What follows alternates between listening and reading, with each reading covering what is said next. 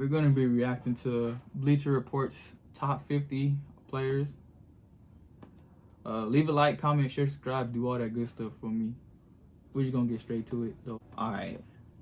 So at number 50, they got Chris Middleton. I don't think Chris Middleton's top 50 no more, but 50 is perfectly fine. Chris Middleton was a dope 3-level scorer, but this past season we saw the efficiency go down due to the injury that he faced.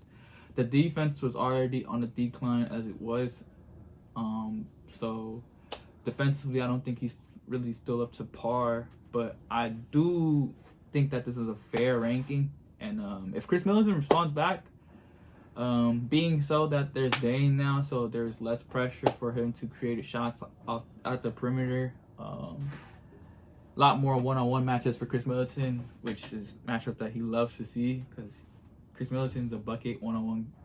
Like, put him out on the wing, he's trying to shoot over everybody, and he can do it at a pretty efficient rate. So I'm not mad at the rating. I think this is a fair ranking. Draymond Green, 49.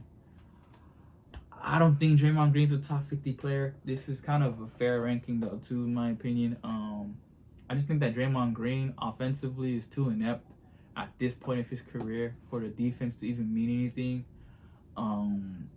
I think that once Draymond Green engages himself into the offense and actually cares about like making the offense run, then I think Draymond Green can be a top 50 player. When Draymond Green's out there trying to get 15, 5, and 5, he's a top 50 player. But when Draymond Green is being passive, when Draymond Green is not looking to score, when Draymond Green has his back to the basket, when he's right there at the basket, a lot of these things that Draymond Green just does on the basketball court that will like irk like a person who like cares about the game. It's just things that like Draymond Green still keeps doing, and it's enhancing now that he's older and isn't as comfortable with the pill in his hand. So I would like for Draymond Green to dead that part of the game in order for me to call him top 50. But what do I know? It's my uneducated opinion. I do not know who. LaMelo Ball, 48, feels low, but respectfully, he was injured, so I get it. DeJounte Murray, 47, can't complain. OG, 46, can't complain either. Pretty fair rankings here so far. Porzingis at 43. If Porzingis is healthy, I'm not really mad at this ranking either. Porzingis is a pretty good basketball player. Porzingis spaces the floor out at a pretty high level. One thing about Porzingis that doesn't make me too fond of him is just his demeanor and the way he approaches the game. A lot of times Porzingis come off lackadaisical, especially when he's not getting his touches. I would like for Porzingis to come out with more aggression in basketball games in order for me to say he's comfortably top 50, but that's just me though.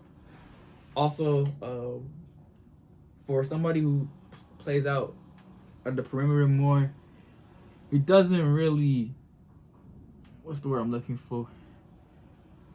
He could shoot the ball very well for a big man. I'm not saying Porzingis can't shoot, but he's not exactly your ideal force placer in that he's not really a perimeter-oriented player aside from shooting the ball. So you kind of just got a big Kyle Korver, a big JJ Redick out there when it's with Porzingis. When it comes to Porzingis offensively, I would like for him to add a dimension to his game that makes him a bit more versatile, whether it be more consistent, efficient post scoring, or whether it be playmaking and dribble handoff actions. I would like to see that more from Porzingis, especially with the personnel he's playing with now. He's playing with Tatum and Brown. There's no need for him to be the 5th player on the roster jacking up threes all day. Like, that's everybody else's role on that team. So I would hope that Porzingis can become a little bit more versatile, especially playing with Al Horford. Pick up a thing or two from him and solidify himself as this top 50 player, because he has the top 50 talent for sure. But I just don't really see it on a night-to-night basis for me to say he is. DeMar is fine here. Evan Mobley. Evan Mobley, you're safe for now, buddy, but I abandoned my Cleveland fandom. I don't know what y'all pulled on me on that postseason run, but that wasn't it. I ain't Cleveland. Hey, Cleveland fans. I need answers, bro. I was with y'all. I need answers, bro. That was not it. Not cool. 5 games. Then Evan Mobley's out there letting Mitchell Robinson get crazy. But he's supposed to be a D-point candidate. Your diamond tester is getting tested right now this season, buddy. Hey, I'm not educated in basketball. I don't know hoop. But I'm pulling a diamond tester on your defense next season, Mobley. Because one could argue, one meaning me, by the way, one could argue that your finalist for D-point should have been Bam's. Shouldn't have been yours. And then when you go out there and do what you did and let Mitchell Robinson go crazy, when it's Jericho Simses of the world getting nigga, hey.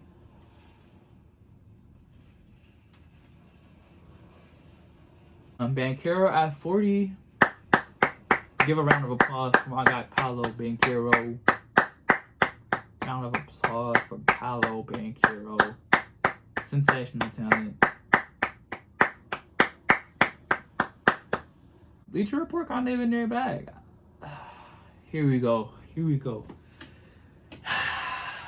Sabonis. There are a lot of things that Sabonis does good on the basketball court, man. There are a lot of things that Sabonis does good on the court. Sabonis just had a career year, so I get it. Him being 35, I understand. I still do not have Sabonis as a top 50 player. IDK Hoop is a hater. Uneducated basketball opinions here, but Sabonis being top 50.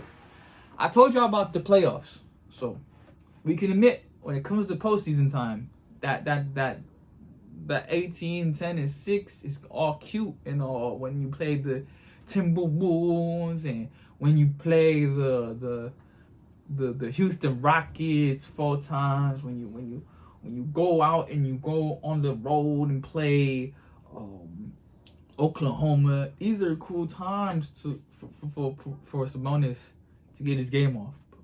When the lights shine brightest and defenses are able to counter his left hand post dominance, and when they take away certain passing lanes from him, the game gets ugly because Sabonis is not versatile like that. I would like to see the jumper be more consistent come postseason time. I would like for Sabonis to be a bit more of a playmaker come postseason time. I think a lot of the times he settled and was trying to get his game off instead of running the offense like he traditionally was. And then at the end of the day, it's just erratic play from Sabonis. And I just don't like these intangibles out of a top 50 player, especially given that role Sabonis has. I think if you give Aaron Gordon the role that Sabonis has, you're getting similar results except for the playmaking. I think you can get 18 points out of Aaron Gordon in a number 2 role. I think you can get 10 rebounds out of him in a number 2 role at his peak.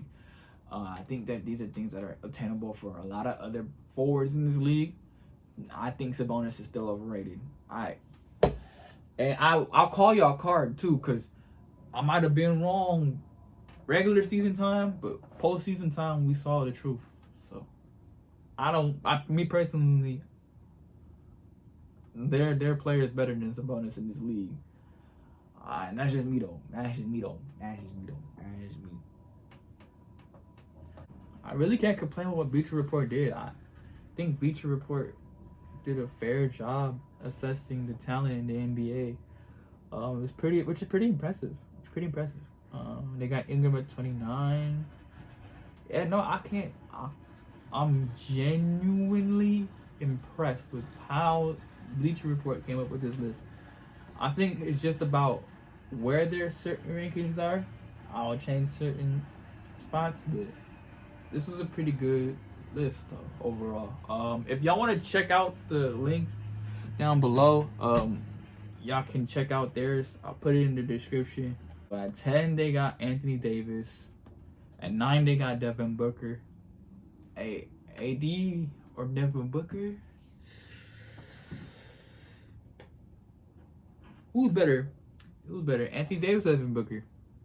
They got Booker at 9, and then AD at 10. But is Devin Booker better than Anthony Davis? Is that comfortable to say? I don't think so. But it might be. It might be. I don't know. I don't know who. So we got Steph at number 6, guys. Guys.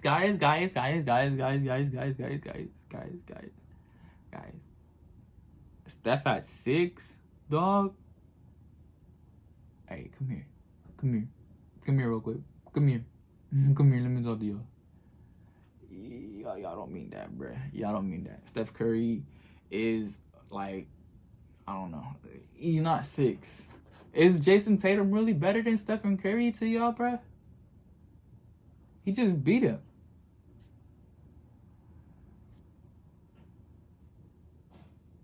He just beat him. And I know what y'all gonna do. Talk about the Warriors were deep. Stop the cap. Alright? Wiggins, your second best player. Y'all literally gotta stop the cap. Shout out Wiggins. But I know means I'm trying to disrespect Wiggins. But he's the second best player. Compared to Jaylen Brown being the second best player. Stop the cap, bro. Stop the cap. I ain't finna go with y'all. Jason Tatum at 5. Is Luka really better? Again, another Luka lost too. Is Luka really better than him? Is Joel Embiid really better? When Joel Embiid is the one that goes on podcasts and saying, I want to go play with Steph. I want to go do what they do out there in the Warriors. I want to go play with him. Are you sure? I understand Giannis and I understand Jokic. They won championships and they're MVP winners within this generation. I get it. That I understand. I don't think necessarily that they supersede them yet because Steph Curry also had a championship in their era. But I get it. Steph not being top 5 is just a reach, though. They're reaching. But they got Nikola Jokic as the best player, which is rightfully so, probably. I'd put Steph with my bias, but Nikola is a very good player. He probably is the best player in the NBA, all jokes aside. But yeah, that's it for the top 50, though, for real. My top 50 is coming soon, real soon, guys. My top 50 is coming soon, so tune in, tap in for that. Otherwise, I appreciate you guys for tuning in. Yeah, start another podcast. Oh, not the podcast, but it's IDK Hoop.